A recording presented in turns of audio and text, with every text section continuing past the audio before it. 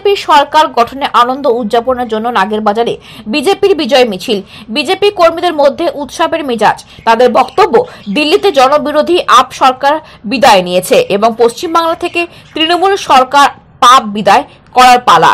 তবে আজ থেকে তারা আগামী বিধানসভা ভোটকে লক্ষ্য করে তারা মাঠে নামবেন এবং কেন্দ্রীয় নেতৃত্ব যোগ্য ব্যক্তিকে বাংলার ভোটে দায়িত্ব দিলে বাংলা বদল শুধু সময়ের অপেক্ষা থাকবে।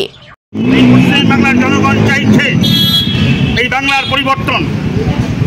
বাংলার গ্রামে গঞ্জে শহরে বাংলার নাগরিক সর্বত্র জানে এবং বুঝতে পেরেছে বাংলার বুকে যে গণতন্ত্র হত্যাকারী যে লুণ্ঠনের রাজত্ব কায়েম হয়েছে, সেই লুণ্ঠনের রাজত্ব থেকে পশ্চিমবাংলাকে মুক্ত করতে পশ্চিমবাংলার মানুষ ভালো করে বুঝতে পেরেছে।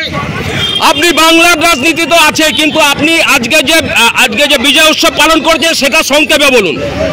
দীর্ঘ 27 বছর কাল অতিবাহিত হয়েছে। দিল্লি সেখানকার উন্নয়ন থেকে সেখানকার মানুষ ছিল কেবল মিথ্যা প্রতিশ্রুতি, মানুষের কল্যাণের কথা বলে